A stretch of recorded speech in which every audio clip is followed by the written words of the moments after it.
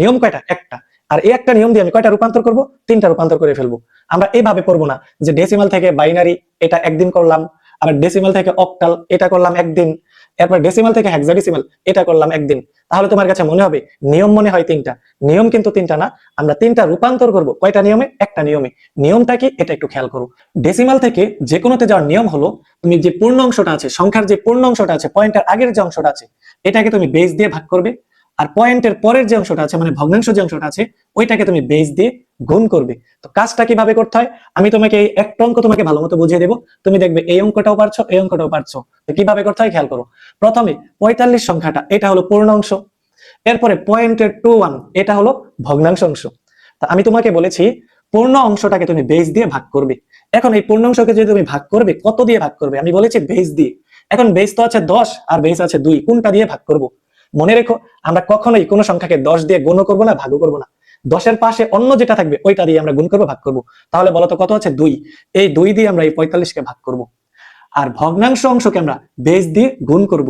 তাহলে এই যে এখানে যে 0.21 আছে, এটাকে আমরা বেস দিয়ে গুণ করব। এবার এই কাজটা কিভাবে করবে এটা ভালো মতো তুমি বুঝে নাও।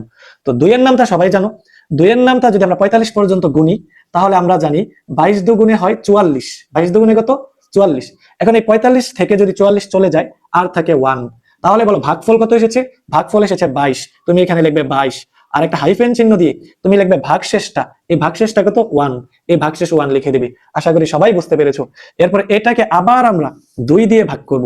এভাবে 2 ভাগ করতেই থাকবো যতক্ষণ পর্যন্ত এখানে 0 না আসে, ততক্ষণ পর্যন্ত এটাকে আমরা ভাগ করব। এবার তোমরাই বলো তো যে এই 2 দিয়ে আমরা কাকে ভাগ করব? 2 দিয়ে আমরা 22-কে ভাগ করব। তো 2 দিয়ে যদি 22-কে ভাগ করি, তাহলে হয় 11 দুগুণে হয় 22। তো এই 22 থেকে 22 গেলে আর থাকে 0। তাহলে 11 হলো ভাগফল, আর ভাগশেষ হলো 0। আশা করি সবাই বুঝতে পেরেছো। এইভাবে আমরা 2 দিয়ে আবার 11-কে ভাগ করব।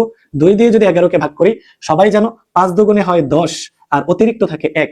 তাহলে হয় 5-1। আবার আমরা 2 দিয়ে ভাগ করব। 2 দিয়ে কাকে ভাগ করব? 5-কে। এটা তুমি মনে মনে করতে পারো, তোমার বোঝার সুবিধার্থে আমি অঙ্কটা করে দিচ্ছি। 2 দুগুণে হয় 4, 5 থেকে 4 গেলে আর থাকে 1। তো এই আমরা লিখবো ভাগফল কত? 2, আর হাইফেন দিয়ে ভাগশেষ লিখবো 1। আবার আমরা 2 দিয়ে এই 2-কে ভাগ করব। দেখো 2 দিয়ে 2-কে ভাগ করলে হয় 2 একে 2, আর 2 থেকে 2 গেলে আর থাকে 0। তাহলে ভাগফল হলো 1, আর ভাগশেষ হলো 0। এখনো কি এইখানে 0 এসেছে? এখানে কিন্তু 0 আসেনি। এখন আমাদের এই জায়গাটাও ভাগ করতে হবে। তো আমরা 2 দিয়ে কাকে ভাগ করব? 1-কে।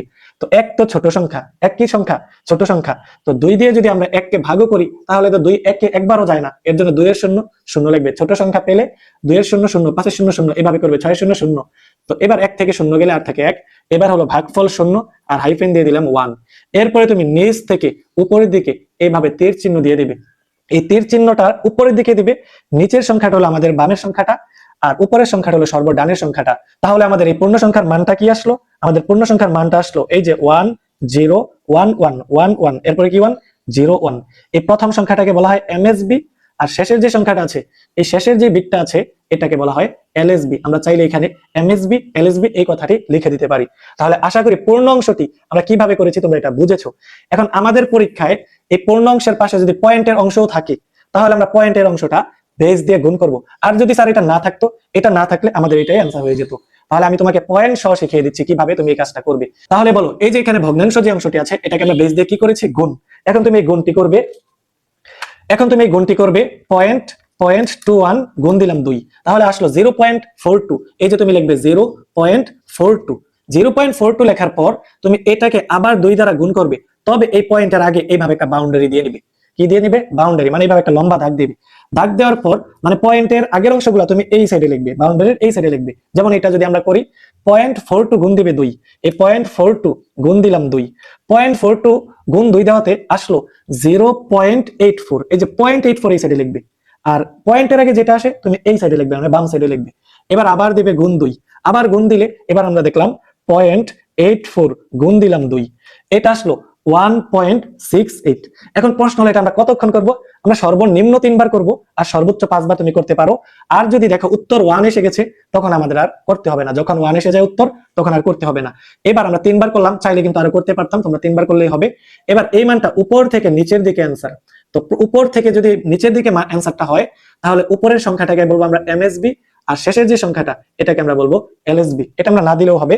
এবার আমরা একটা কি দিব এখানে? পয়েন্ট। এই পয়েন্ট দেওয়ার পর দেখো তো 0.21 এটার মান আমরা কত পেলাম 001, তাহলে আমরা লিখলাম 001। চাইলে কিন্তু আরো করতে পারতাম, এর জন্য চাইলে আমরা এইভাবে ডট ডট দিয়ে রাখতে পারি, আর এই সংখ্যাটা কিন্তু আমাদের বাইনারিতে এসে গেল। তো তোমাকে আমি কি বলেছি, তুমি ডেসিমেল থেকে যদি বাইনারিতে নেওয়া শিখো, যেই নিয়মে তুমি এটা করেছো, ডেসিমেল থেকে অক্টালে তুমি সেম নিয়মে একই কাজ করবে, ডেসিমেল থেকে হেক্সাডেসিমেলে তুমি সেম নিয়মে এটা নেওয়ার চেষ্টা করবে। তো আমি এটাও তোমাকে করে দিচ্ছি। প্রথমে বলো তো পূর্ণাংশ কত 45, পূর্ণাংশ কত 45, আর ভগ্নাংশ কত আছে, ভগ্নাংশ আছে 0.21। এখন এই 45 সংখ্যাকে তুমিই বলো এটাকে কত দ্বারা এবার ভাগ করবে। আমরা তো বলেছি পূর্ণাংশকে বেস দিয়ে ভাগ করবে, এবার বেস আছে 10 আর 8, আমরা তো 10 কখনো তোমাকে নিতে বলিনি, তুমি 8 দিয়ে ভাগ করবে।